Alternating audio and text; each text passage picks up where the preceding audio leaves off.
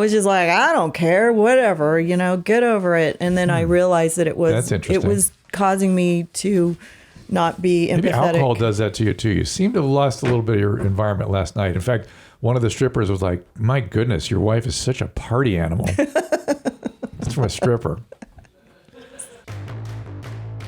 Hi, I'm Dr. Drew, and this is Dr. Drew After Dark. Please be advised that Dr. Drew After Dark may contain sexually oriented content and be unsuitable for young children. Hey, everybody. Welcome to Dr. After Dark, 818-253-1693 for the voice messages, and, of course, all these great emails at drdrewafterdark@gmail.com. Buckle up, everybody. It's time for the great Susan Pinsky to join us once again after our field trip. Thank you for having me. Welcome. I'm so excited to be here today. Are you? Why? Yeah. Because? I don't know. I haven't been here in a while. I really like it. It's been a while. I know. I'm not as nervous today. Good. Maybe I'm just tired. You're not going to be messing with your papers like I normally. I'm a little bit tired. That probably. Why is that? Because we were up late last night. So this now people are hearing this a couple weeks after our field trip. Okay. So it was a few weeks ago. We had a field trip. All right. And tell us about it.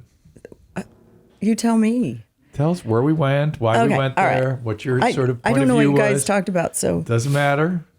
Well, we had a beautiful dinner last night at a new steak place. Another one. Yeah, it was good. It was yummy. And then we went to the Roosevelt Room. Why'd we do that? I don't know. Because I booked it. Andy's with the evil laugh already. We're exactly 1 minute in. And he's like, Wah. And then there was this like interest all of a sudden to go to a strip club. So there was no conversation about that. All of a sudden. Yeah. There was hang on, don't worry, Andy. I got you covered. So there was no conversation about that before we got to at dinner, yeah. Okay. And so what happened at dinner? What were we trying to decide between? What were our options at dinner? The two different places to go to. 2 different places? Yeah, wasn't it? 2 different strip clubs. Yeah. Yeah, there was other things. And I was actually kind of surprised, and I wasn't like fighting. I was just like, okay, whatever you guys want to do. Well, we were talking about a couple of things, not just strip clubs. Well, one of them, what we were? We were talking about... why are you asking me? Just tell me what you want me to answer. Just reviewing your point of view. For Christ's sake. And so then we talked about going to karaoke. Right. And we couldn't figure out where to do that. So we then started talking. Then we went to, let's just go to the Roosevelt Room. I have a reservation there. So we walked over to the Roosevelt Room. And what did you think of the Roosevelt Room? It was okay. Did you have a way of describing it at the time? No, because I don't remember. Oh, you don't remember. It was kind of cool. I mean, it was. When did you remember? I don't know.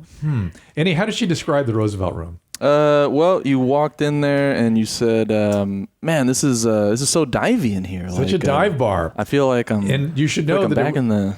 It was a super high end, exclusive, like only craft. Well, maybe because I expected more. You know what I mean? It was only the bougiest people in there, so it was a super high end place. We didn't understand why you thought it was a dive bar. I wasn't happy. She expected more than the fucking 30-foot door that let us in with the with the security that meets us at the door. And whatever. Anyway. I have high expectations. Okay, so it didn't meet her expectations. Yeah. But then we got serious about strip clubs because we've been talking about doing that forever as a field trip for this group. Because we thought it'd be interesting content. We thought it'd make interesting. Right, but you guys didn't do it because you were worried about how I was going to react to it. No, I can't say that's why we didn't do it. Well, not you, but Annie. Really? Annie, is that why we didn't do it before? No. I remember you saying something like, oh, that's not the kind of place we should go to because it's not, it's not really for us, or it's just not right. I don't know what you are. Why would Annie say that? That's Annie's. Do you know Annie grew up in a strip club? Do you know that? I sure did. Oh, good for you. See, he grew up in a strip club. He grew up from the age of 6 on in a strip club. Okay. Well, that explains a lot. Explains a bit. What does it explain? Don't jump ahead. Let's go system piece by piece here. Okay. Well, I'll make a note about that. Explains a lot. Okay. So wait. Now, just because I was a bitch about the Roosevelt Room, okay, no big deal. I'll go back. We're just looking at everybody's experience of the evening. But you guys kind of just threw it together, and then Nadav got the car, and we drove. No, then we got serious about we're going to do this thing. We're going to have a field trip because none of us were super happy at the Roosevelt Room. It seemed a little too bougie. Yeah. And interestingly, the waiter advised us to go to some other place because he could tell we were just sort of done with it. But then we had a choice between the 2 strip clubs. Right. One was the one that we didn't want to go to. Well, one was very nice and one was very not so nice. No, you showed me pictures and I said that one looks a little too Vegas-y. Okay. I didn't like that. And you agree with you. You agreed with that, right? Yeah, it definitely looked Vegas-y. Yeah. And you thought, no. Too big. Now, I just, in case I forget to mention this later, when we got to the place we eventually went, and I was talking to some of the employees there, they were saying we should go to that other one. Oh, really? That's where we belong. And that this was not our place. Maybe we shouldn't say that because you don't want to get them in trouble, No, this place certainly it exceeded our expectations. Right. So we thought we were going to a very divey place, and it was kind of nice. Yeah, no, it was fine. Yeah. And what did you think when you first walked in?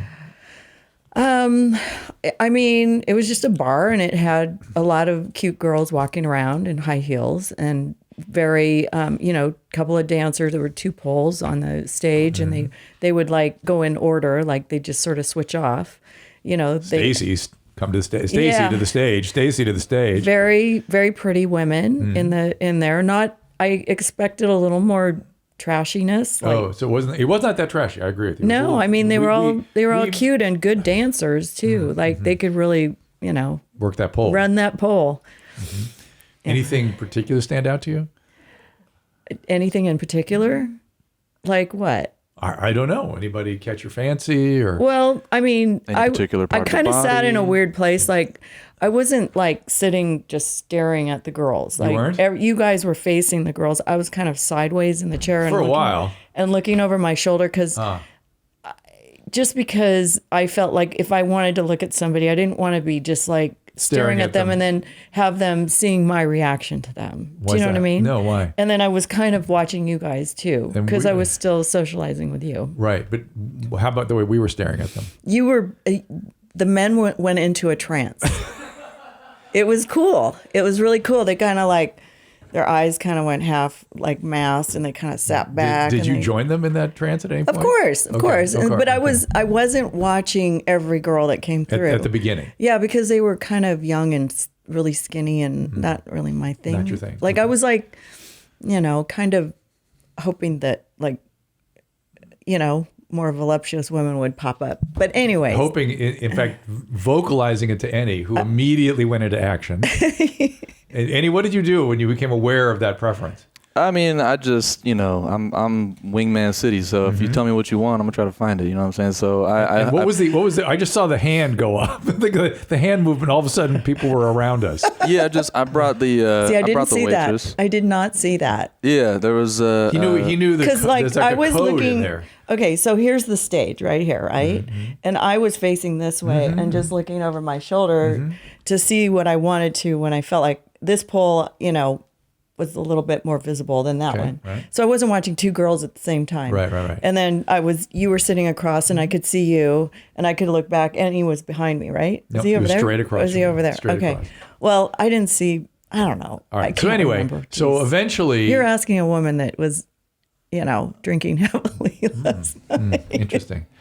And so eventually you changed position. I did. I got, I don't know, somebody handed me some dollar bills, right? That was like this? Yes. And why didn't you have those last night? Did you get them back? I'm not saying anything. I'm wondering if that all looks familiar to you. So you had that, and what did you do? Did I have this? Did I not throw this? You had that, but go ahead. And what happened? But why do you have it now? Because I'm in Annie's house. Why do you think? It's like, what do you? Did I miss something? Anyway, so that looks familiar to you, right? You got that. That's what you got. I did. I got. And he gave you that. And he very, very. I know, generously and I would have paid him. I'll pay back. Right. Don't pay me back. And so you went, and then once he gave you this, what happened then?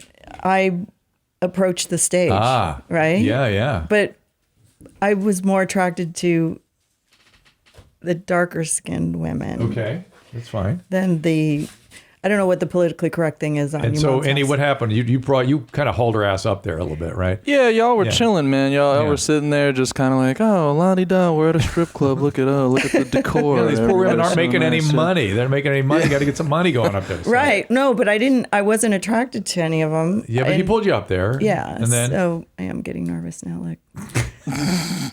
And then what happened? I mean, I didn't run out of the place screaming, "Oh my God, I'm a fat cow and I hate my body." No. And I didn't have any issues with it. No. My hormones are working great. Yep, so much so. I was very excited to be there. I mean, I wasn't like, that excited, but it was fun. It was fun to be with you guys and see you guys all reacting to it. So you went up to the stage. I did. And then what happened? Why don't you tell everybody what I did? No, I want to hear your experience with it.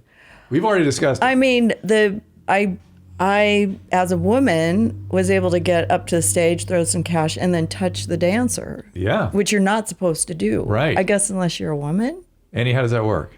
Did I do something wrong? Well, actually, I was wondering the same thing because I know it varies from state to state, from place to place, so I wasn't sure like what type of place this was going to be. But yeah, no, they were cool. I saw people touching all up as soon as they gave them like a couple bucks, which is not what I'm used to. I thought you had to throw a band or some shit. Right. Or at least get a dance. Or there'd be a guard there, like keeping your hands behind you kind of thing. Right. But not yours. No, I got to feel her ass and her leg, and she was very soft. Yeah, okay. you beat her ass with a couple dollar bills. That I gave you. It was pretty nice. It was right. Good move. I believe that. I think I waved it over her coochie. Very much like this. It was like you were sort of. Yeah. And then there was more though, right? And then somebody said motorboater. Somebody said it. That was me. Annie. I didn't know it. I didn't make the move. I wasn't like, oh, I'm going to motorboat her now. And he's like, yeah, motorboat her. And I said, okay, fine. And I did. Mm-hmm. And I tasted her sweaty boobs. And and she kind of went, oh, gosh. Really? Anything happened after that? Anything we should know about? Tasted fine. It was fine. Right. And then you sort of relaxed more up there by the stage. Yeah. Right. So you stayed there for about an hour. I did not. It was not an hour. Eddie, how long was it? We ran out of money too. So. Right. Pretty quick. You're throwing a lot of money at those. That was probably my favorite part is you did the classic mistake of throwing everything you had as soon as you liked one of them. I was appreciative. She just put her ass in your face. You're like, here you go. Take it all. Take my money. I don't need this it. Testosterone is ruining you. I'm telling you. It's just... Well, I only aim to please. Okay, so you did. And all right, so then, we sat up there and then another one came up, another African-American girl, and I liked her too. But Annie, I noticed, the really fair girls with blonde hair. There were some particular ones you liked. Yeah. And so you got kind of relaxed. So I did okay? Did I pick the right ones? What do you mean? As far as my choice, there's no right choice. Yeah, as long as it's you your like choice. Right. Yeah, it's your choice. Okay. So you then got relaxed in the chair there, right? Yes, and we ran out of cash. Were you showing them your boots? Is that why your feet were up on the stage, or what was that all about? I don't remember. You know about that? No, you're making this up. No. No, I am not. No, you put. That's why they said they liked my boots. They did. So your feet just stayed up there. Yeah. So they said, "Hey, great boots." So your feet went up. See, now you're making shit up. No, they didn't say nothing like that. Somebody you were just did tell me they liked my boots. That was in the bathroom. No, I was in the bathroom with the naked chicks. You want to tell them about that? Oh yeah, it's really fun. You walk in the bathroom and everybody's like all pasted up and walking around in their little outfits and chit-chatting, and it's fun. And they liked your boots, but they did. The stripper did not like your boots. You just put your feet up on the stage. Was she mad? No, I don't know, but I don't think a male could get away with that. I don't think that. It caught attention. Let's put it that way. Well, I heard that it's okay. Women are allowed to. Women are allowed to do fucking anything. I think that's the point. And I think, did you have a sense that it was a relief for the strippers to be, looking at having a woman look at them and work with them? No, I really didn't like. You didn't think about it. I wasn't looking at their vibe, like what they were thinking. I wasn't, you know what I mean? I was just enjoying it. They were just objects. Yeah, they were just, titties. Listen, I was checking them out. That's what you're supposed to do. I know that's what they're there for. Like, it's not, there to be, I know you were talking to some women, and I want to know what they were asking you, because you're the only one who does a psychological profile every time you go into a strip club. I don't really even do the psychological profile. They just start telling me. So about what did they tell you? I was curious. Mostly that you shouldn't come to strip clubs. You should hang on to your money. But Annie says that's a technique. That's a technique they use to try to make you feel like you're not at a strip club. So you give them more money and sort of treat them like your friend. Not necessarily make you feel like you're not at a strip club, but that they're not a stripper. Right. They're not a stripper. They're not your stripper. They're just your friend. They're talking to you like a homie. Right. Well, they're people. They're allowed to I know, but any knows what's up there. There's, right. It's sort of a technique, right? There's a technique. And they're nice. And she was saying we belong at the other places where we need to go. Why? It's more, older women? No. Old fat ladies like me? Everything little step up. And a lot of the ones that came in later were from that. Oh, okay. So they, like Annie said, we had to be there later to see the more professional, or the more in demand, stage appropriate. The ones in demand. I didn't say that, by the way. That was the waitress. The hotter ones, that information. I guess. I don't know. Or the more voluptuous ones. And Annie was actually calling those girls over for lap dances. We didn't know that. Remember, he kept saying that. And for some reason, what happened with the communication there? I guess it didn't go all the way. I think it's because again, like in the beginning, at the very least, no one was really spending money at our table. Yeah. So if a stripper hears, yeah, could you go give that guy a lap dance that hasn't spent $1 the whole night? She's gonna be like, I'll get right on that, chief. Yeah. Right. how much would it have cost for a lap dance? Oh, it's always, dependent, but it's cheap, like okay. $20, $50. Well, I didn't get a lap dance, so. Are you disappointed? No, I tried. No, I'm good. I'm good. It was enough. I didn't have any cash. I didn't know we were going. It was very last minute. Well, I did send you one girl actually before you told me you needed those big-titted animals. But before that, I did send you one, and you said no, thank you. Was she the one that said, "Do you need company"? No. Which one was? I was completely oblivious. I don't remember how she said it, but I mean, I was a little over, stimulated. I was like overstimulated and just trying to figure out what I was supposed to do and how I was supposed to feel. And yeah, I had to drag you to that stage. I had to literally forcefully take your hand and then your arm. The chair over. I'm like, come on, let's do this shit. You want to? And I, as I explained to you and to the audience, I don't think I should be in the light, or I would have gone with you guys. No, I get it. I don't think I should be in the spotlight. Well, it's just weird. To my point, kind of add on to that point. Yeah, like I think that would be a reason to go to the other places. I doubt people are going to be doing that. Like, oh my God, are you Dr. Drew? Right. I had a lot of that stuff. I had a lot of that stuff going on at the other place. Yeah. So there's less interaction with the dancers and the audience. They're all on the stage or something? No, just that. Well, that too, but also it's just not that type of. This felt so much more public that everybody's just everybody. Yeah. When you're at another place like that, it's kind of like, look, your booth's your booth. You don't really look in the other, booths or. Oh, okay. At anyone else to see anything. what they're doing. It's just not that type of vibe, It's like. And he was explaining to me that whatever was going on in the back there is where the sort of anything goes. Right. Did you see anything? Yeah, I didn't look further than where I was. Didn't even look. No, because I know it's there, but I don't need. It's none of my business. And then you full on fell in love with one girl. You don't remember this? The second one? Yeah, the last one. Yeah. What was that all about? Nothing. It was just fun. She just had a nice ass. Nothing. She means nothing. It's nothing, baby. I know this conversation. Listen, it's not. I didn't go there to get a new girlfriend. Like, come on. Just remind you of your old ones? No. And so. And you're trying to make this sound like so weird. Like no weird. I'm just asking questions. I just did what I did. I don't. So when you were sitting there going, oh my God. Oh my God. I'm like, let's go. Oh my God.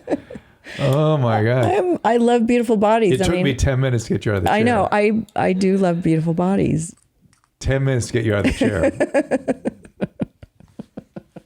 and could barely get you to respond to me. Why isn't Nadav here? He would be piling on. Don't you worry. So we're just asking about your experience. That's all. It was a good experience. It wasn't. Would you go back? It wasn't creepy. It was not. I agree with you. Would you wasn't go back? Like it was. It was fun to do. Would you go back? I mean, if I was single and I was like, we shouldn't go back then. We shouldn't. No, we I don't try think the it's Palazzo. something that we should do. Like, no, if I was like with a bunch of girls and whatever, like, and I was single, maybe, but I don't think it's really something we should do. No more field trips. No, it was fun, and I get it. But I just think that I had to see what it was all about, And it's actually less threatening now because... That's why I figured you'd want to go back. It's different when you're like... I couldn't get you out. When you're going to get married. And then you were irritable and angry when you actually did get out. Because I pulled you from your It was fun. I know, but it was late, so we had to go. Right. So, Andy, you know what I'm talking about? Doesn't seem like she wants to go back. I mean, when you guys were leaving, I was over trying to change or finish my tab, so I actually didn't see the end. Okay, good. Okay, good. Drew's making this shit up. Oh, no, I'm not. No, I'm not. Anyways, I brought if I was going to be a pole dancer shoes, I got these in New Orleans. Nice. And I was really amazed at how these girls could dance like they did on the shoes, just like this. Yes, yeah. And I didn't bring this purposefully to show that I was going to become a pole dancer because I had no idea we were going to. And now you're going to dance on the table. Yeah, but aren't they cute, Annie? They're different than what they all had. They had like the shoes. We don't get the shoes. Full we don't actually. Our eyes don't get to the shoes. Did you guys see? Okay, did you see their shoes at all? No. I did. I know, but that's. I bet you did. That was the first thing I saw. I didn't go straight for the pussy. I went for the shoes. That's all right. Yeah, but anyways, they're very similar to these. They're about this high. Yep. They're platforms. Yep. They're very beady, and they spin around like, dancers, which is I appreciate. You tried dancing on these in the middle of the street one night. And I brought these, because there was a story of me falling in the middle of the street in New Orleans in a ball gown. And we've been saving it for the show. But to be fair, I was wearing these shoes at the time. I can see why they would catch. Okay, so basically if you hit anything with an edge, like a bumpy edge on it. So I was running for the Uber in my gown and flagging the guy down. Running through traffic. running through traffic. With a lime green dress on. So they all stopped.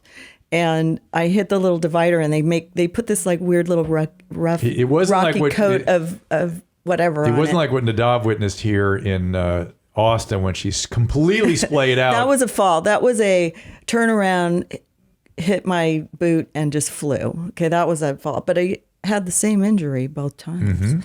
I landed the same way. But anyways, I hit the divider, and I was like, Drew, I'm falling. Didn't call my name. She did one of these. Boom, boom, boom, slow motion fall. Slowly. And I landed on the dress. In the middle of the street. Flat on your face. Yes. Yeah. And that was a good one. I can't imagine pole dancing in these shoes. I just can't imagine. That is a talent. There's like little strings of my dress stuck in the beads. But so anyways, I want to just explain how difficult it is to be a stripper. And how that was the... Don't be careful. You're going to break the bead off. Okay. But so they're talented girls with dancing experience. They're very slim. They take good care of their bodies. They're beautiful. They have skills. I'm kind of told Paulina like her whole life, I hope just don't use these ice skating skills to become a stripper one day, please. That was like a running joke in our house because I'm sure she thought it was funny. Yeah, we used to always kid about it. Well, hopefully that's the one thing she did not become. But I understand how, like, Mary Carey, for example, is a friend of ours. She was an amazing ballerina. She became a stripper and did porn after that, obviously, before she saw you. She just does like a few things, but I mean, I can see the power that they get because they make money and they're good at it and they're beautiful. And there's something really, to me, it doesn't make me mad to see that. Like, I don't go, oh, where's your mother? I'm more like, this is something they're good at as long as they're Did you see healthy. Some of the dudes they had to interact with? Yeah, but I mean, I was a hairdresser, okay? And I had to touch men's heads all the time. So it's not like, I've given massages and washed people's hair and, you deal with it. It's just a thing, I mean, hairdressers have to do the same thing.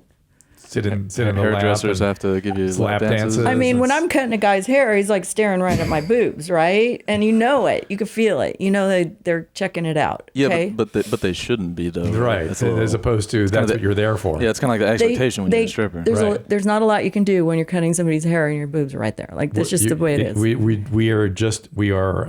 But I mean, not going with your analogy. Okay, I get it that they go a little further and there's a little more touching and a little more groping, but as far as it's simulated sex acts they're getting into. It's a little different than cutting hair. But they're like getting up on a pole and they're wrapping their legs and they're like spinning around and that's not easy. Didn't say it was. You have to be you have to be super athletic, and I appreciate that. I mean, I managed a group of 90 bikini models in 4 years for K-Rock, and I always told them, please don't turn to the stage and bend over because that's not what we're doing here. We're just models. You're gonna model fashion, and I would try to explain to them that we're not. This isn't a group of strippers. This was before strippers and fake boobs came into play in the early 80s. And I always appreciated them having, beautiful bodies, and the men would get really excited. And it wasn't a lot of work. You just had to put them in a cute bikini and they'd walk out on the stage. They didn't have to be solving all the world's problems. They just had to get in their high heels, walk on the stage and walk off. That was it. Sounds like you're diminishing what they're doing. But you have to be in good shape. You have to be hot. You have to be able to wear a bikini. You have to shave, and do your hair and makeup. And it's like I don't see it as a. I mean, this is just my personal opinion, and maybe I'm going to take a lot of shit for it. But this was before I was on testosterone. But I've always appreciated good-looking women, and I'm not trying to diminish the fact that they use it as a way to make money. That doesn't, if you got it and you can make a living, I mean, go ahead. I don't like them getting into porn. That's not what I don't want to see that. It seems like everybody has been in porn or some form of it. What do you say to all this?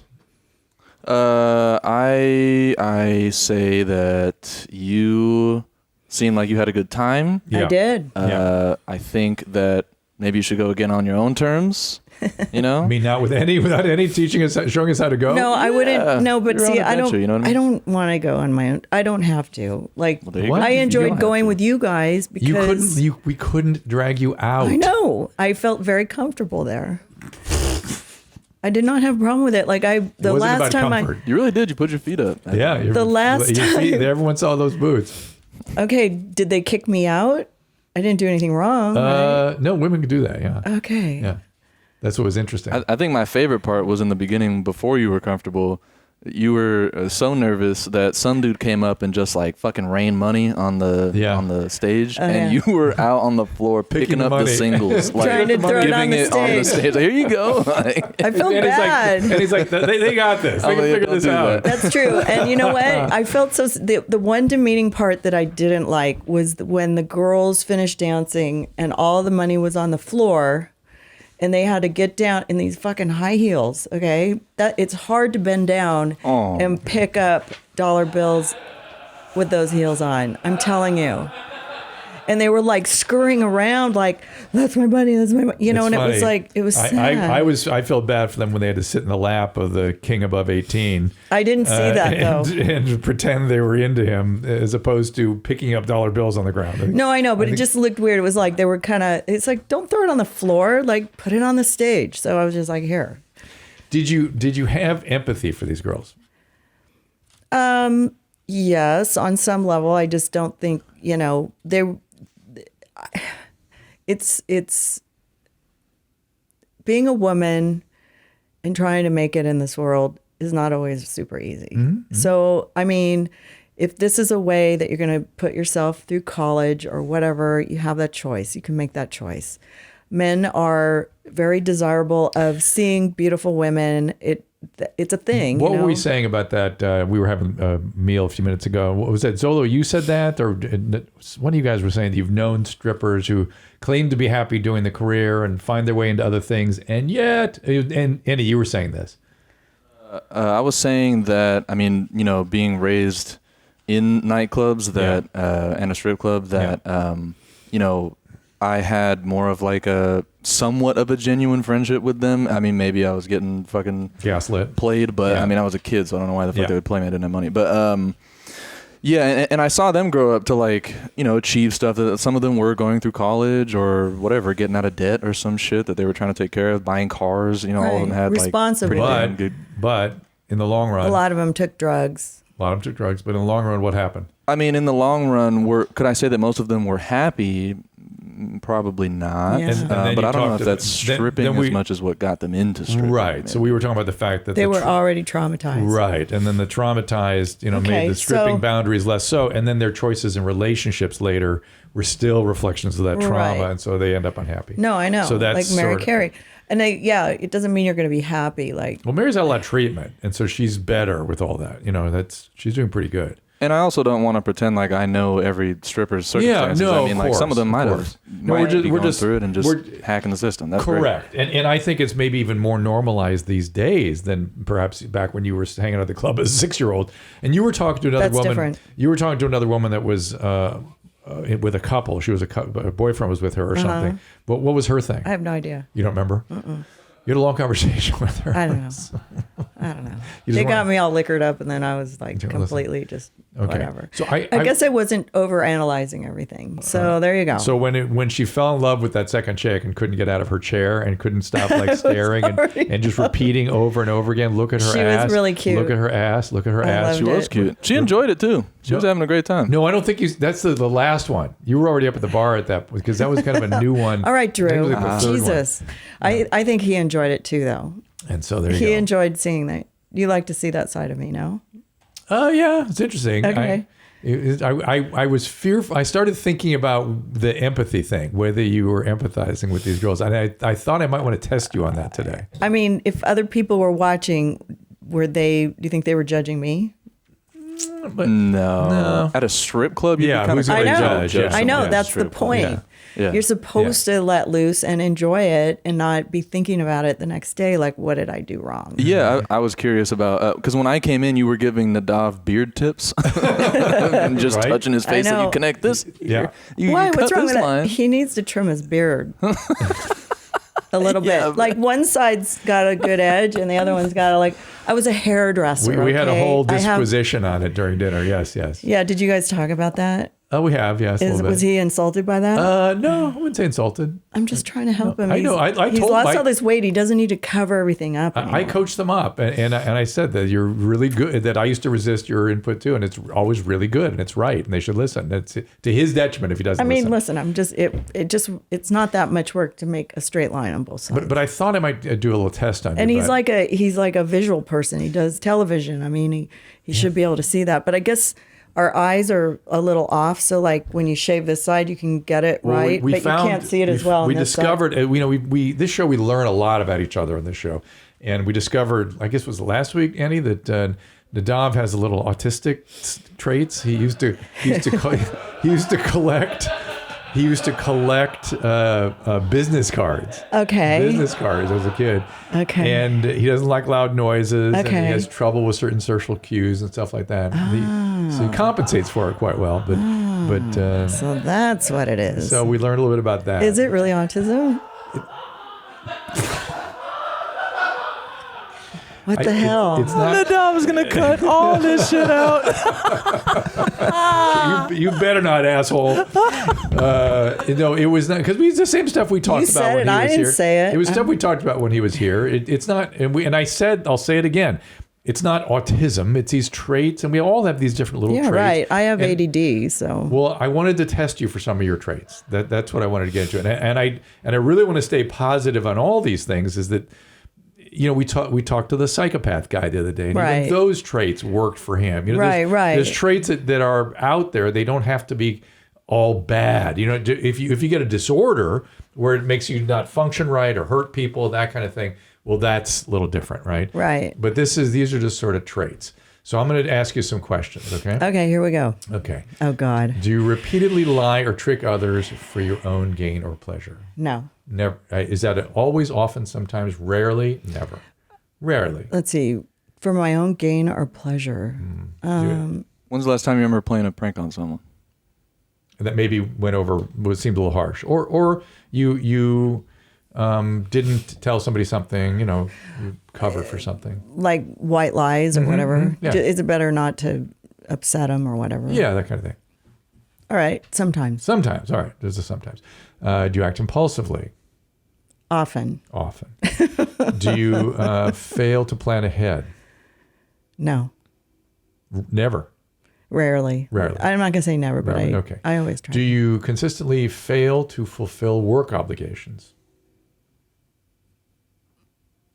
No. Didn't send those commercials in, forgot to send the ads in? No, I sent them in. Eventually, but sometimes. I sent it rarely. in. It just didn't upload all the way, and let's give it a rarely. No, rarely. Yeah. I'm good at. I do that. You usually I raised 3 kids and put them through private school. And you are very good at it, and occasionally there's like boom, it just doesn't happen all of a sudden. So that's the difference between always and whatever. No, do you consistently fail to fulfill financial obligations? No. We have different timelines. Nadav will say I need it in a week, and you're like, it has to be done now. Yeah.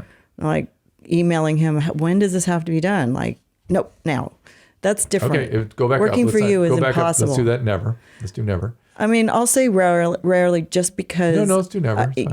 I don't. I feel like I'm leading the witness. Let's do never. Yeah. And then do you consistently fail to fulfill financial obligations? Jordan wouldn't have to bring you the bill for the dog groomer or the gardener. No, he's like you. He's up my butthole. She wouldn't say that.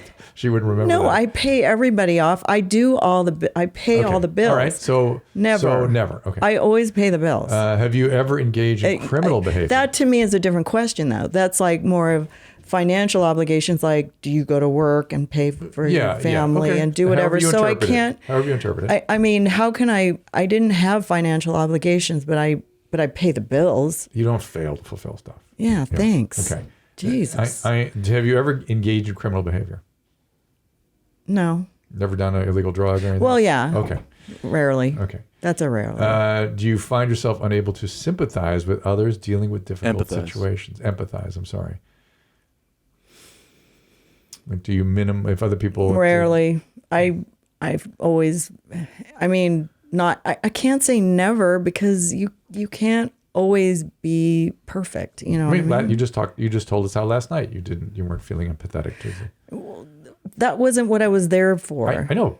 I wasn't being empathetic. You guys didn't say, "Hey, I want you to go in there and put yourself in these girls' shoes." I didn't say you should feel empathetic. I'm not saying that I would never be a stripper.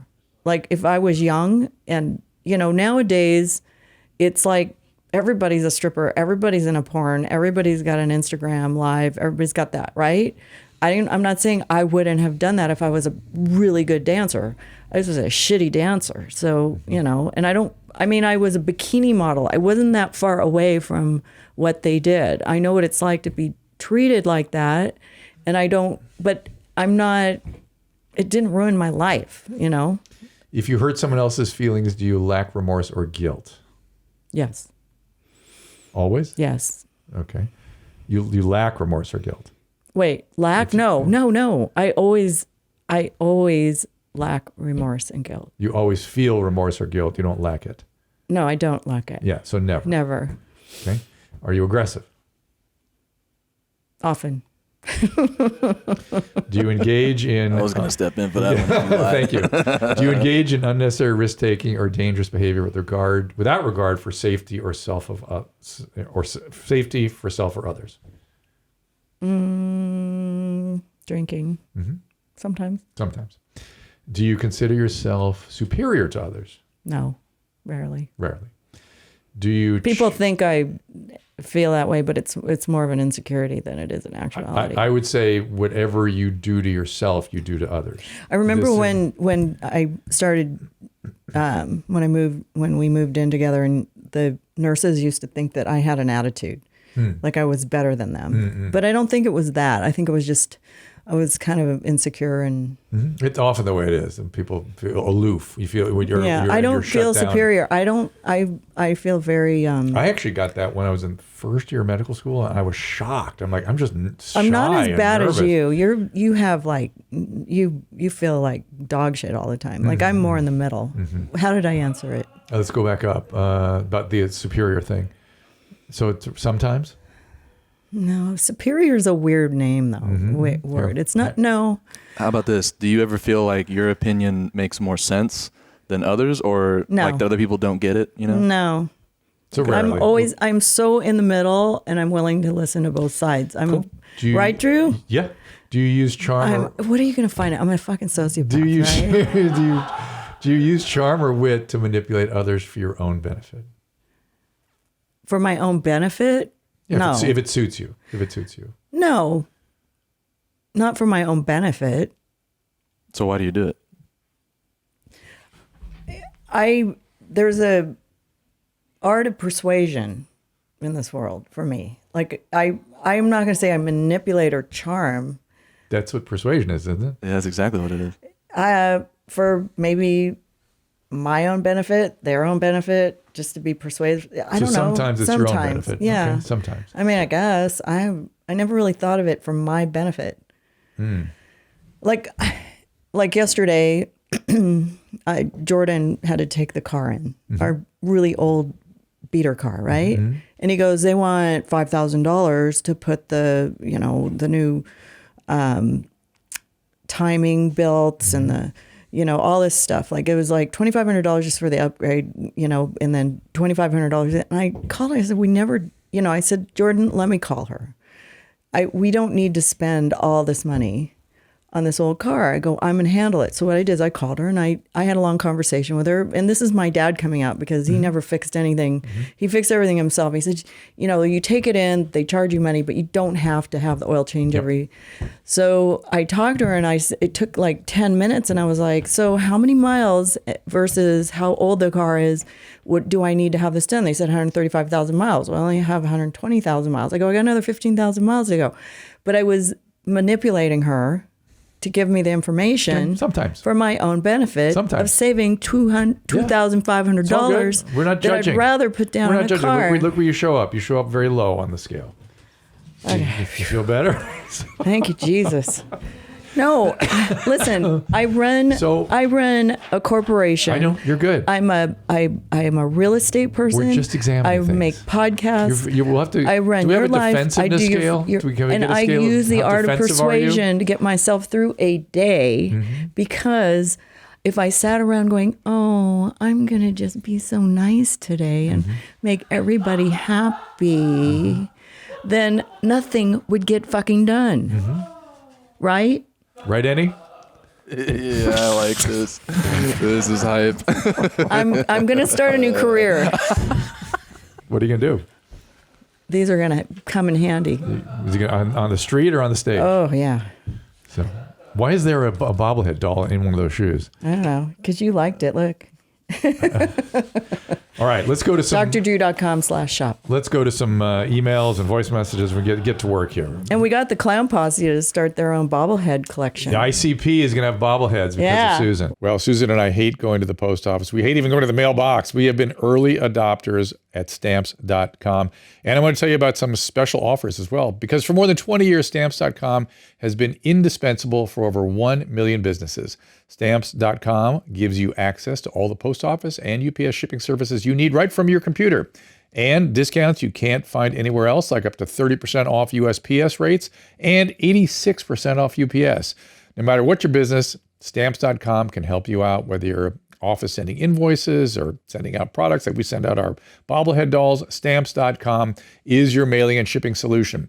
Plus, Stamps.com works seamlessly with Shopify, Amazon, Etsy, eBay, and more. All you need is your regular computer and printer, no special supplies or equipment. You're up and running in minutes, printing official postage for any letter, any package, anywhere you want to send it. Start mailing and shipping with Stamps.com. Keep more money in your pocket. And this is economically challenging times, so it's important. Sign up at Stamps.com/Dr. Drew for a special offer that includes a 4-week trial plus free postage and a digital scale. No long-term commitments or contracts. That is stamps.com/Dr. Drew for the 4-week trial, free postage, and digital scale. One more time, stamps.com/Dr. Drew. And we thank stamps.com for sponsoring our show.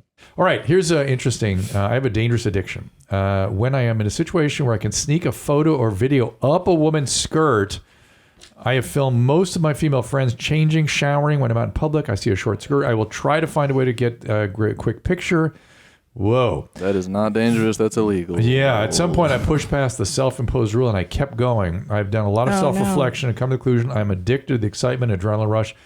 I have been doing this for 15 years, never gotten caught. Sometimes if I masturbate before going out of the house, it helps me push past these impulses. Oh, wow. You said you were impulsive on your thing. Do you have to masturbate to get through the impulses? No. So there's a way. This is why I think I'm addicted to the rush as to the sexuality. This sounds correct. I'm terrified I'll get caught, lose my job, blah, blah, blah, blah. It is easy to decide to quit when I'm at home on the couch, but much harder at the moment when some lady comes across the aisle from me bending over in a miniskirt. So weird. For some background info, I did see my parents having sex once as a child. I can't help but think this had something to do with the voyeurism. So voyeurism, in my experience dealing with it, people often have it sort of scorched into their brain by some experience when they're a child, like seeing your parents have sex. Or I remember one guy like looking at his neighbor across, he'd got binoculars and he was looking at his neighbor through a window, and that became his thing and all the time. Let's see, I assume you're going to suggest therapy, but I don't really want to admit to past, current, and future illegal acts, even at the privacy of therapist office. This is also the only aspect of my life I don't share with my wife, which doesn't feel great. Any advice would be great. Escape this habit. We much appreciated. Touch my camera through the fence. Not you. If you can spot it, right? Yeah. Funny. I joke, but please help. I know. So this is unhealthy sexual behavior. You're gonna need really, if you want help, it's SA, it's SLA, it's sex addiction treatment. You can go to meetings. They're anonymous. People talk about all kinds of behaviors that they want to stop. You don't have to be explicit. You don't have to self-disclose to the point where you can put yourself in harm's way, but you can get some support and some guidance at an SA meeting. You can go there now on Zoom. They're available all the time. Did this guy say where he's from? Do we have any idea, Zolo? I know you like this. No, he kept it very anonymous. I hope he doesn't post it. That'd be even worse. Post the pictures? No, this is all bad. This is illegal. This is totally inappropriate. There's nothing okay about it. These are like average woman walking down the street that doesn't deserve to be manipulated. Right. It's just like he's uber aggressive little pervy. Yeah, but what does it feel like for a woman to be I mean, if they don't know it, it doesn't feel like anything. Let's say you found out this happened to you. What would it feel I'd kick his camera through the fence. Because it felt like what? I don't put up with that crap. It just felt like a violation of some type. Yeah. I mean, I never had a Me Too moment my whole career as a bikini person because people knew you kicked their camera through the fence. Yes. And so, there's a place in Los Angeles called Center for Healthy Sex. You can look it up online, Center for Healthy Sex, where no offense. Thanks for writing in and opening yourself up to us. Yeah, he knows. I mean, that he is knows. really hard. And he knows it's bad. But I'll just tell you, if I met you and you did that, you would. He knows it's not right. He knows he's in trouble with it. But it is an addictive, compulsive behavior, and it does require treatment for the kinds of behaviors that people lose control over. They can't control. That's why you have these treatments. And the Center for Healthy Sex also helped to break down what the denial system is that is sort of locked in place that keeps you in this system with this behavior. You got to do something. You're going to get caught. It is going to be a fucking disaster. And you're going to have to tell somebody. And I would do talk to the therapist, like, look, this is behavior that is questionable legality. If I tell you, are you going to have to report it? I don't think this is a reportable behavior. No. And I might add, too, I know it's a little sketchy, like the lines, but it's something that you can also, every type of like fetish or kink or obsession or whatever is something that you can explore with whoever you're with. You said you have a wife. There's some type of thing that you could do to ameliorate that. Yes, to satisfy that need that doesn't have to be going out and doing this illegal, nasty shit. Interesting. Right. And it will start with therapy though. So that whole like, oh, I don't want to tell someone. Too bad, nigga. Like, figure it out. You just did. Yep. Yeah, right. You just did. There you go. Yep. Do it again. I want to know more about Annie's. His fetishes? How did he get raised in a strip club? We had this whole conversation before you got here. So in Orange County? Go ahead. No, in Hollywood. Go ahead, Danny, tell. It was just that my dad owned a nightclub and then a strip club.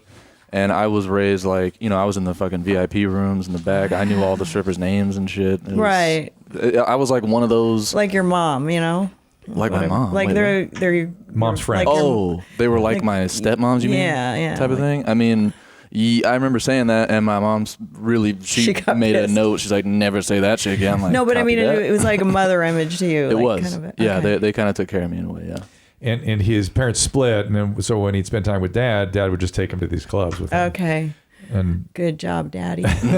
Yeah. And so he's you notice how familiar he was with the environment. He knew exactly what to do. I wasn't paying attention to his suave abilities. It wasn't suave. It was just, it was like speaking a fluent language. No, I get it. But then maybe that's why you were kind of against this from the beginning. You were like, do I look like you said this, you said, do I look like a guy that goes to those clubs? And I was like, no.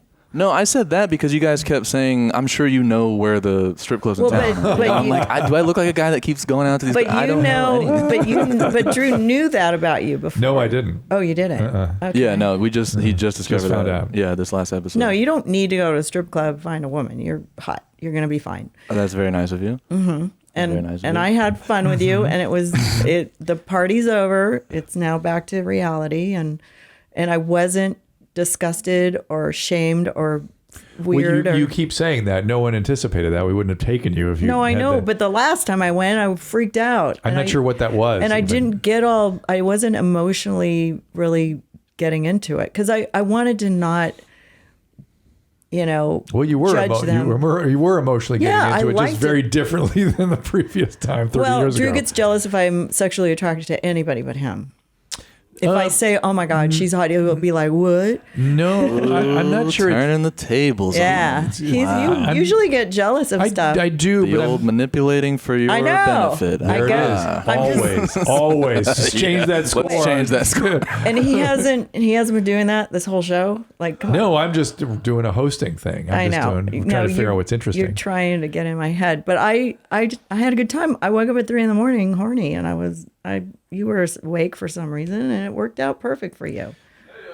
It didn't seem like that's what you were waking me up for, which was confusing to me. Yes, it was. No, it didn't seem like it. It eventually was, but it didn't seem like it. No, I fell asleep when I got home. So you got to let her know that you're cool with CNC before she's going to do something like that. I got up. Right. Yeah, I got up and brushed my teeth and washed my face. It seemed like you were feeling guilt. For what? I don't know. It felt like that was not guilty sex. Okay, but before it worked. Okay, let's just say it worked. It worked. Seeing all those beautiful women worked. The foreplay. Okay, good. Yeah, okay, good. Even though I passed out when I got home and I had to brush my teeth at 3 a.m, I said, "Hey," and he goes, "I can't sleep," and I said, "Okay." No, I said, "Thank you for waking me up. I had just fallen asleep after lying there till 4 a.m. Well, why is that? Because of alcohol. Alcohol really screws me up now, where I can't sleep every time. That's why I resist drinking. Is because I don't sleep. Yeah. It really messes me up. So and I hate that. I hate it. And yeah. Ugh. And so whatever. That was it. But you went to sleep after we had sex. And still laid around for a while. Really? Yeah, I told you to pretend. I pretended as you told me to pretend you're going to sleep because I'm going to sleep. So I need you to pretend. Again, always manipulative to her own benefit. Always. We also found that she lies on these tests. So it's interesting. No. That's what my mom used to tell me when I couldn't sleep. Didn't it piss you off I had then? like ADHD or something. Yeah. And she just close your eyes and pretend you're asleep. And it worked. And eventually you fall asleep. But if you sit there and think about it, I can't sleep, you're not going to fall asleep. Hi, Drew. I've got a question that I'm sure other ex-tards have wondered. What are bar-tards? Well, for a couple years, I was taking around 10 to 16 milligrams of Xanax per day. When I tried to stop, I had seizures, decided to go cold turkey. I spent a few weeks of detoxing. At one point, I couldn't tell if I was dreaming or awake. That happens. It's a pretty cool guy moment in my life. It's been about 4 years since I stopped taking them. But now I have quite a bit of social anxiety that I previously didn't have. Interesting. And are there ways to minimize the anxiety, or am I forever cool guy? I smash your face. What is that? I smashed your face? Oh, that was a new one. That was you didn't show gas me? Station guy. I don't think we... Wait, have we showed him? I think we played that for you. I did. mean, several months ago. Yeah, it was the guy that kept saying, "Hey man, whoa, so you want to touch me? That guy. You wanted Smash to touch your me? face. Yes, the guy behind the register. Smash your face. That's right, that guy. Good for my brain broken friend Josh that he remembered that one. So yeah, the Xanax at that level, getting addicted to that point, can leave your brain with some residual kind of irritability, let's say. And so now you have social anxiety. You should be in some sort of therapy because whatever got you so strung out on Xanax still needs some ongoing care. And there's medication, not a benzodiazepine medication, like things like Zoloft and Celexa, things like that are good for social anxiety if you want to try that. But I think it's just you're not getting quite enough treatment right now. You sort of done this kind of, sounds like you've been doing it mostly on your own. What are you writing down there? Just to remember who. The notes on who we're talking to. Give me a voice message. Let's do some voicemails. Hey, Dr. Mommy. I'm a 39-year-old male, and about a month ago, my girl was giving me that two-handed double Gluck 3000. I mean, she's really going to town. It was amazing. And then when I finished, I had this real bad crick in my neck. And when I woke up the next morning, I noticed my face had gone all retarded. So I go to the doctor, and I find out I have Bell's palsy. Oh, yeah. So now I've got to wonder, is it because she did such a good job? No. I don't know. She sucked me into a stroke. Yes. Well, I guess just let me know. Yeah. Give her credit where You bet I'm credit coming up is in May. due. Yeah, Bye. she broke your brain, your facial nerve got squeezed. He probably was like, he squeezed he his... squeezed it. I had a Bell's palsy once, so I know what it is. Yes, you I did. had it while I was pregnant, and I was 33 weeks pregnant or something, and I was huge. I was just like this big cow woman, and all of a sudden I was singing a Whitney Houston song because I sang to the babies when they were when I used to have a high voice and I could sing Whitney. Before testosterone? Yeah, I can only do Elvis songs now. But anyways, I suddenly, my arm started getting numb and I felt a little weird, and I called you and I was like, my arm is getting numb. And he goes, oh my God, you're having a stroke. So I ran to the hospital, and apparently... Don't you like how they always make us sound fucking stupid? Always. No, it sounded terrible. I was really worried because when you have she had three vascular systems, so she was vastly overexpanded. I had 50 pounds of baby inside my uterus. Yeah, she was overexpanded, and then God knows what that does to cerebral vasculature. I'm just saying that whenever, if your girl's ever talking about you ever notice? He was like, oh, I think you're having a stroke. Yes. Like, why do they always fucking say it like yes. that? Why do they have to say, yeah. They always make us sound so fucking stupid. Yeah. No, Yes. but he would always say that all the time anyways. Yeah. The kids were having strokes all the time. Anyway, so he was right. It wasn't a stroke. So we went to the hospital. I said it's either Bell's palsy or a stroke. Then so we got to get checked out. Did you say Bell's palsy? I guess because you kept talking about the arm, and I'm like, well, that's got to get you. Or a heart attack or whatever. And so here I was in the hospital. They gave me steroids, and like half my face didn't work, and I had to like tape my eye shut, and I like drooled. So I was like, I'm gonna give birth to these babies and be like the Hunchback of Notre Dame would like ruined you. Dragging my legs. Then you would not have liked going to those strip clubs. Then you would have had some notes, some feelings. Do you think that testosterone have changed your ability to go in there and how you related to that environment? Oh yeah. Tell me. I mean, I appreciate men so much more than I did because I understand what you guys have to contend with all the time because you have a need for sex. And I happen to be the same way because I'm on high levels of testosterone and estrogen. But it feels great. I love my life. I love the way I feel.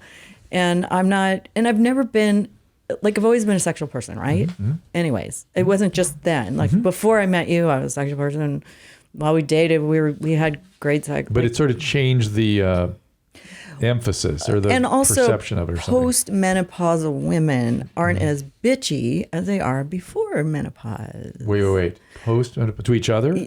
To everybody. Oh. I mean, I found other women. I always like being around older women because of the catty shit that the younger women did, just because they're menstruating and stuff. So after I had menopause, and then I started going on these bioidenticals. It just changed my personality. And I think that women are extremely picky about stuff before menopause and very evolved. And then after that, they get kind of nice and, So but I mean, I was pregnant with triplets. So right. So postmenopause on testosterone, that's nicer.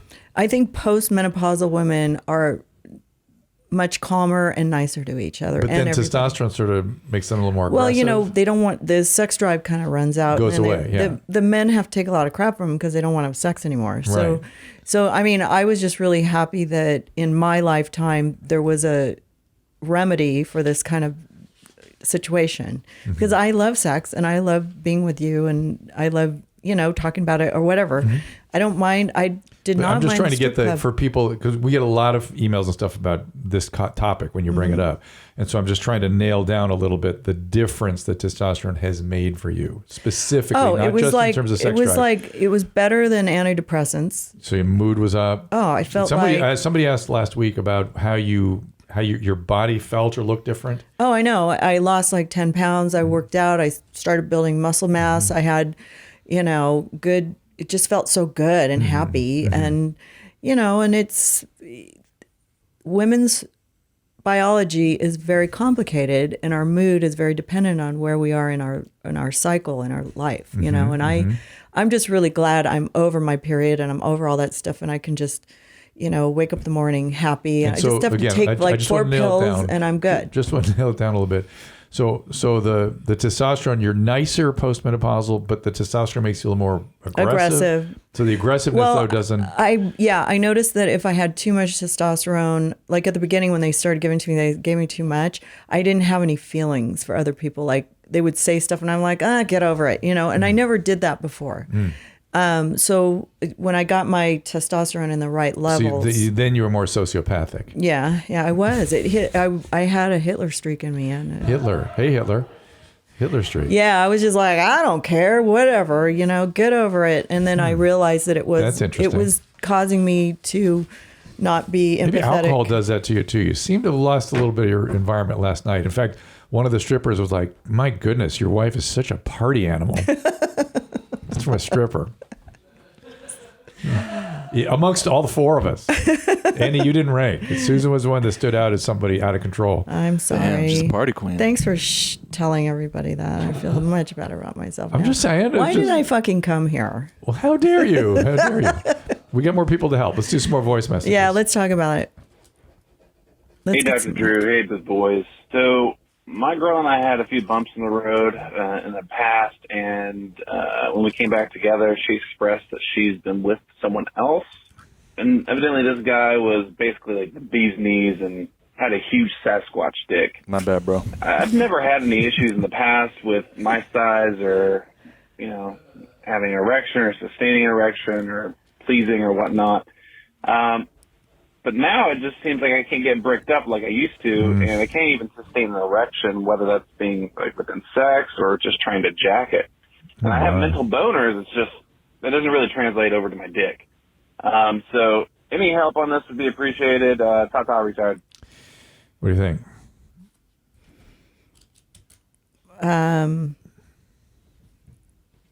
It's a very personal thing. He's hurt because she had sex with somebody else. This one really castrated him. Like so much so he's lost his ability. Why did she have to tell him he had a bigger dick than she did? It seems like that was some sort of mean. Extremely mean. Thank God you got rid of that person.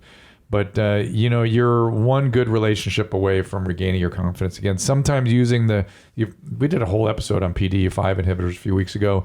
And sometimes taking those medications can, if your doctor thinks it's appropriate, get you over the hump so you can build your confidence back on. They don't need them anymore. Something like that. It is all anxiety. It is all feeling diminished. Did that ever happen to you? That somebody said something like that? Yeah. That it changed your sex drive or your ability to get hard? No, I can't think of a time that happened. Why? I just said on YMH the other, like an episode ago that I did. It happened to you? Yeah, it was my first. She said I was that I was small. Turned out that it was wrong, but turned out she was lying to try to make you feel bad. She literally was. She literally was. I know. Because I didn't like her. So right. And I tried to like her, but it was obvious that I didn't. So she said that to me, and that fucked me for years. I mean, honestly, to this day, sometimes it comes back. Yeah. It comes back. Women can really hurt men. Yes. Really hurt them. I never said that to anybody. Yeah. Even if they had a really small dick. But it doesn't. That's not the only way they hurt us. I still was friends with them, and I appreciated their friendship. Just the point is, women can be awful to men, and they don't. I don't think they realize it. Premenopausal women. I don't think they realize it, how much they destroy them sometimes. And then postmenopausal don't want it anymore, and they become lesbians. Yeah, it happens too. And you know what I'm talking about with these guys just don't recover sometimes. Yeah, that's not good. Yeah, it's if you can't figure it out yourself, that could be a death sentence if you don't do something about it. Well, it's and it's mental. Like now he just, like you said, he's one relationship away from getting happy again. So, but it's that you can't mess with a man's dick, like mentally. It's not right. Jeez. That's our everything, baby. I know. Well, it's really a expression of, it's weirdly wired into our self systems. It's like an expression of self. If that isn't adequate, we feel inadequate. Well, I think I learned if we feel inadequate, that is inadequate. I think I learned it because like the first guy I went out with for a couple of years in high school had like a 10-inch dick, and then I'm never getting hard again. I know. And I said it to somebody. Do you know how big 10 inches is? It was this. I know. That's ridiculous. You didn't. I never told you because you know I'm never. I know. I told somebody else, and they got so butthurt about it. Like, oh well, then how can you be with me? And I was like, come on, it wasn't an easy experience your first time to have that. Jeez. I know. Maybe it just seemed like it because it was first time. No, it was. Give us a little out here. I would tell you. Eddie and I need an out. I would tell you his name, but there were jokes made about him because his dick was so big. He ended up being a criminal, right? Well, no, he became an attorney and he did really well. And then I looked him up and found out he had tax evasion and went to jail. But I thought you were going to say you looked him up and found out he had a 10-inch dick. Like, where did you find this information? There's somebody with testicular cancer, or the cancer spread to my lymph nodes, 4 rounds of chemo, etoposide, cisplatinum. Aside from having half of the pee and cum that I used to have due to this. Please don't be silly. I was left symptom-free 3 months after my last treatment. Now, though, I have developed moderate neuropathy in my toes, feet, and fingers. That's from the cisplatinum. My oncologist and PCP have given me a collective shrug of nothing we can do. Which is true, which is the cisplatinum is curative many times for the testicular cancer, but it causes neuropathy. They've given you gabapentin, acupuncture, and stim therapies like TENS unit. Neuropathy has started to get in the way of my daily activities, even typing on a keyboard. So I was wondering if you've seen anything work in expediting the healing process and reducing the numbness. Fortunately, I can still come in 4 strokes. Good for him. Touch my camera through the fence. So that's good. Neuropathy is one of the more frustrating medical problems out there. The numbness is not likely to get better. The pain is mostly, the kind of uncomfortable feeling you get in your limbs. The gabapentin, as good as anything else. There's a couple other medications like that. There's some medicines that sometimes help. Do not get off into opiates. It won't make it better. Mm-mm. And it's kind of one of those things you have to kind of live with, hopefully. At least I don't have that problem. Neuropathy? No, opiates. No. Let's see. Let's quickly just a good old-fashioned alcoholic. Old-fashioned. Good. Annie's cracking up. Another McDonald's drive-through fight. Freaking out over a cheeseburger at McDonald's at 3 in the morning, making everyone fucking wait. You're being a dick, bro. Until I get my food, they're not letting me pay with card.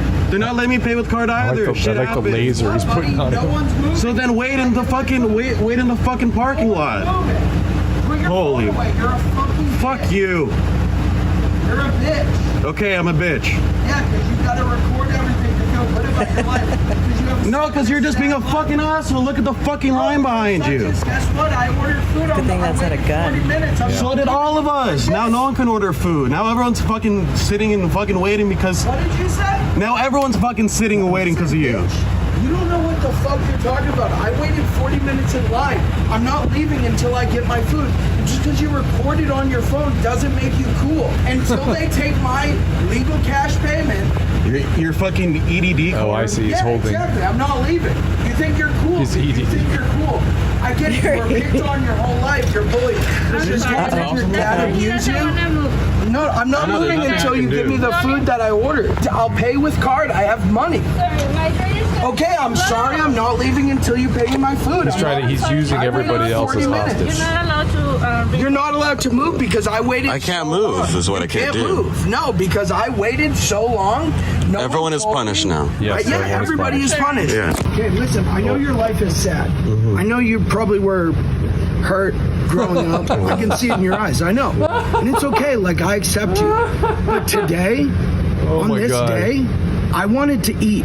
And waited 40 minutes. I'll follow you. And waited 40 minutes in that line. I waited just as long as you did. I know you did. I'm behind you. But guess what? Are you paying card? I can't pay card. We're in the same boat, Yeah, brother. well, guess what? I was stuck in. It won't take long. Yeah, they won't take long.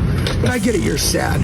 And you don't really have anything to live for. Oh, my All God. you have is to record McDonald's drive-through lines on your cell It's bringing joy to us. It's pretty funny, but your life is sad. It's like Jack Black. See, like, my life is great, and I just wanted McDonald's tonight, but you're sad, and you're a eensy-weensy, tiny little man. Thank you for the feedback. I appreciate it. But you're really, like, what do you do? Like, tech stuff? No. Because your car is shitty, and it's like from what, like 1990? You have a 94 Saab. Yeah, that's a collector's item. And this is cool, and I'm sure you're going to go viral. This is I great. really hope I do. Dude, please, God. Oh, for the love of God, make me viral. This would They be should give him free food. Well, McDonald's guy freaks out. Yep. It'll bring cash back. No, no the cash cash. people out there. But you make us happy. Anybody who's watching this, Yeah. cash is king. Okay. I just wanted to pay with my card, and that's okay. All right. But you're not as cool as you think you are. Okay. What do you play, like World of Warcraft? No, I don't play games. What do you play? What do you do? Not play You games. just drive like a It's a 03 Ford Expedition. 03 Ford Expedition. Because I don't want to fuck this car up. because you don't I want wanna to fuck fuck this my car. other car It's up. not a car. This is a piece of shit. It's a big ass SUV. It's a piece of shit. Don't lie. And Yeah, you're it not is. doing It's anything right. $3,000. Wow. You're a This coward of a it's person. a lot of. Okay. I You can't really believe are. they. Do something. This Like, is I the art really of wish you would, persuasion. but you won't. I know you won't. You're a little bitch. And, like, listen, here's the bottom line. I want my food. Wow. I deserve my food. Does this pay out in It some is way? I I'm fucking tired ordered of this it. man. I know. All right, enough. They should just give him free food. Fuck that. But, It's McDonald's. Jeez. But it's kind of an interesting social commentary, isn't it? Yeah, what do you think of him? What do you think's going on with that? Well, it's 3 a.m, so somebody's using something, right? That's sort of usually the case. Yep. And I like that he went from totally crazy to being, hey man, I'm just being reasonable. I know you've had childhood trauma. That's always a fun move when and they you try have a to small turn it dick. around on I you. thought he was going to say you have a small dick. I No, swear to God. that But you're a would've been- tiny man. Yeah, of course. the Like he same was thing. thinking it. I could see it in his eyes. Yes, he it was was the going to go, same and you thought. probably have a small dick. And then he thought, well, I better not say that or I'll get smacked in the face. It really is. It's and the fact that he wanted this to go viral. Yep, you got your wish, and you brought us great joy, my Where friend. did you It really- find that? Where did they put it? I think that guy posted it on YouTube. Yeah, That the guy did? The guy that was filming. Yeah, How many views did it get? went pretty viral. Really? Yeah, I don't know what that I means. wonder what we'll like run a million? That guy. I don't know if he got that many, but Oh my tens God. of thousands. Oh my God, he's so funny. He looks like Jack Black too. He kind of like a young version. Yeah. Let's when see. we first met him. Oh my God, that was terrible. Like I would have been so scared. Like I would have rolled Right. up the window and been like. Right, you don't want that. But anybody that's who yells at somebody I in a feel like line that's- and doesn't know if they have a gun, like and that little light was his iPhone. I know. It's the iPhone. It's just a thing. It picks up on the light, but Oh, really? It wasn't like a laser pointer. No, Oh, how no, it's interesting. on the. Yeah, it's just a thing. But it was impressive to me that they could engage that long with him being as unreasonable as he was, with them not breaking into like really aggression. That was sort of impressive. So well done, guys. like if somebody wanted to remake it, they could take that little laser thing and then just shoot him in the head and he dies. And you. The remake. Let's go back to that test and talk about the empathy part. We need to go back to that. Let's give us a couple horrible, hilarious. I mean, come on. It's horrible or McDonald's. You hilarious. pull over to the side and you wait. Let Give me a everybody couple. out. Jesus Christ. Well, the reason he was holding it up is because they wouldn't take his credit card. Right. Credit card right. machine wasn't And- working. Right. He didn't have cash, so he just refused to leave. And he Right. stayed in like a 40-minute line until he got up there. Yeah, and he wouldn't let anyone else order. Oh, it was a 40-minute line. It wasn't his credit card, though. It sounded like the credit card machine was down. Yeah. Because she said, oh, it'll be up in a minute. And then... Yeah, but I imagine that must have been posted somewhere, like, we only accept cash right now. Right. Right. It's just like, whatever.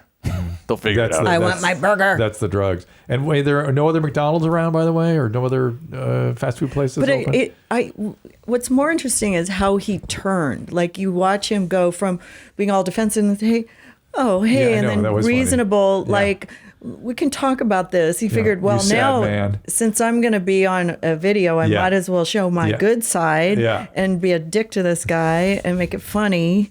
So he did that, right? Like, that was a weird, instead of them, I thought they were going to start fist fighting. That's what I thought too. But it was funny. That's actually, where the Jack Black came in. I started feeling like, it was a... What's that, Eddie? I was going to say, I actually do, like, I wouldn't side with the dude that was being a dick, but he might be right that guy was just like a pussy, because I think any other man in that dude's situation would be like, okay, fuck you. You're going to yell at me this long at my car, at my window? Yeah. This is like, and it's not his fault. It's the McDonald's fault. Yeah, I bet there's going to be a whole line of YouTube on fights in McDonald's lines, because that's got to happen all the time. Already a lane, my man. Yeah, but it's not, it can't always, it's not always going to turn out okay. I know. Somebody's going to pull out a gun and go, fuck you. In LA, that's for sure. And, LA for sure. Is there a horrible or hilarious? I'm that motherfucker that's in the line. Hey, look at this. Oh, we're doing a little snowboarding. He's just... The camera guy? That's hilarious. That's hilarious. He maybe hurt himself. Oh. I thought it was hilarious. He didn't...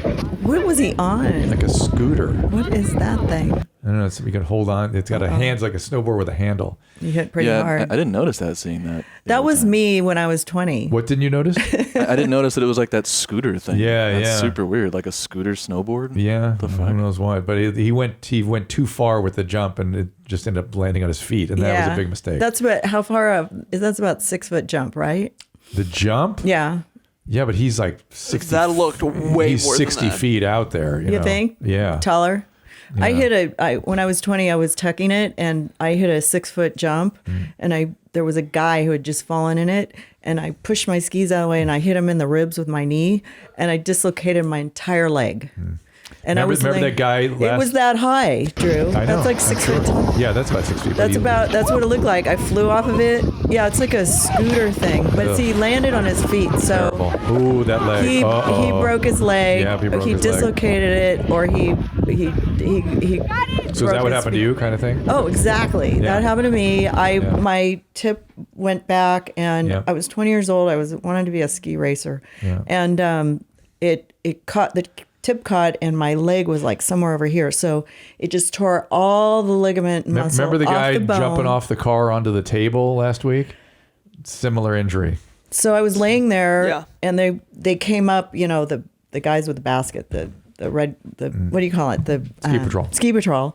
They show up, and they go in for this guy because he can't breathe, because I got him right in the ribs, but I had missed his head by pushing my skis out of the way because I didn't want to kill him. I would have gone right through his chest. That's nice. And so he couldn't breathe. He had like a bruised rib, and I had 4 hours of surgery. And I can still walk in high heels, though. I fall down on that knee occasionally. That's a long surgery for knee surgery. Yeah, because they put the scar in the back. Yep. And I was laying on my face. But that was the end of my skiing career. You're still a good skier. And also my hairdressing career. Because you couldn't stand for long periods of time. Yeah, I couldn't. So I went into television production and models. I started teaching in a model school, and I that's how I became the head K-Rock bikini girl. And more... because of that bad fall. So sometimes when you have a horrible experience like that, it can change your life for the better. Right. And then Good you things, will bad meet things, who knows? The man of your dreams. She's buttering me up today, guys. So, TikToks. Wild boars crossing the street, lots of them. Oh my God, a lion, a leopard. Oh my God. See, that can happen at a McDonald's if you're not looking. So. Yeah, but Christina's she's been spending way too much time with her kids. So we're going to have dinner with her tonight. We got to talk to her.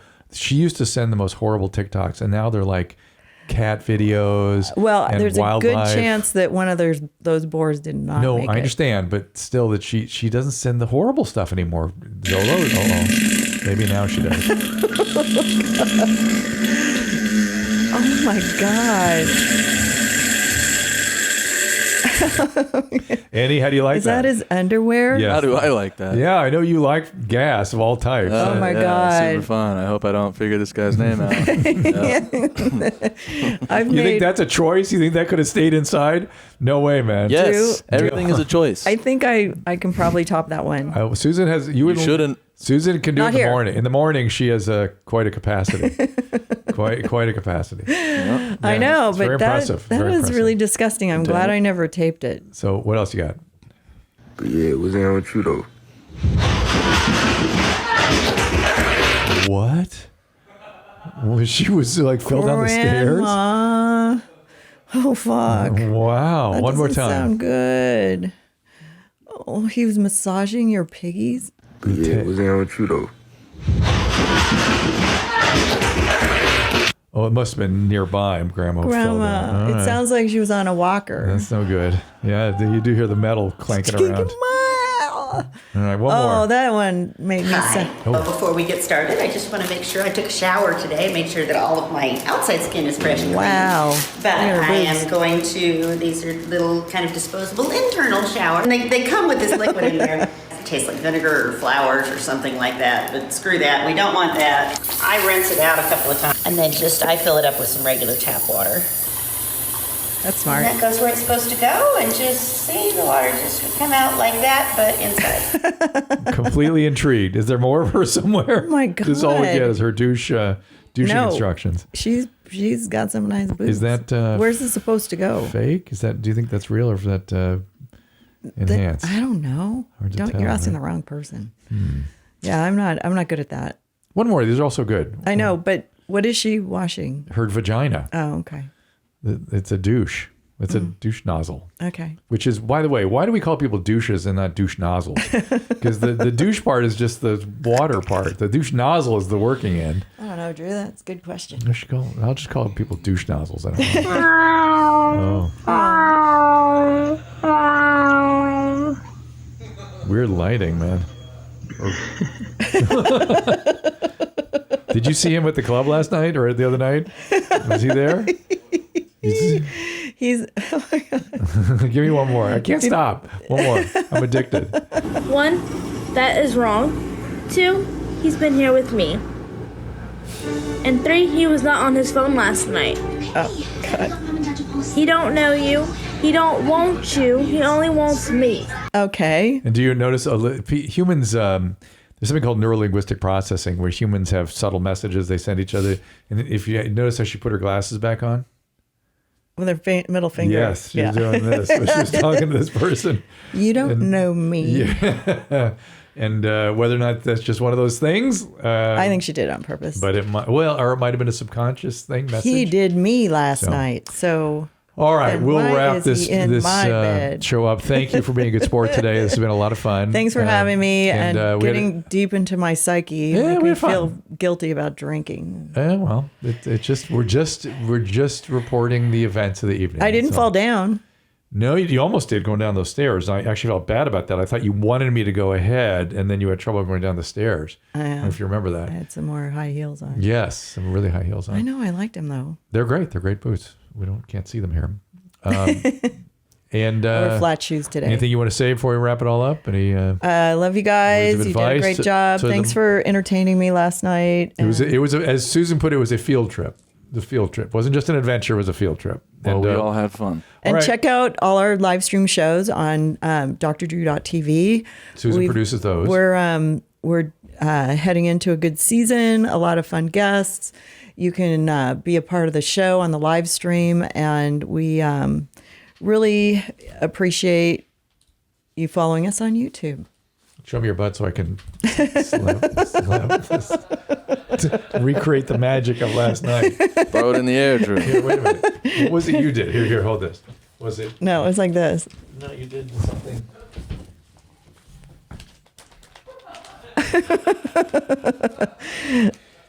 I didn't know you had all this money. Why didn't you throw any? It's not mine. Oh, okay. We're at Annie's house. All right, everybody. Thank you, Annie, for having fun. I can't believe you're not going to throw the damn ones. No, we don't want to make a mess for throw you. Throw the ones. It's my house. There you go. Better clean up the stuff on the floor, Susan. Come on.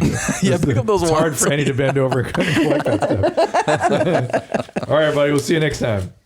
All conversations and information exchanged during participation in the Dr. Drew After Dark podcast or interaction on the drdrew.com website is intended for educational and entertainment purposes only.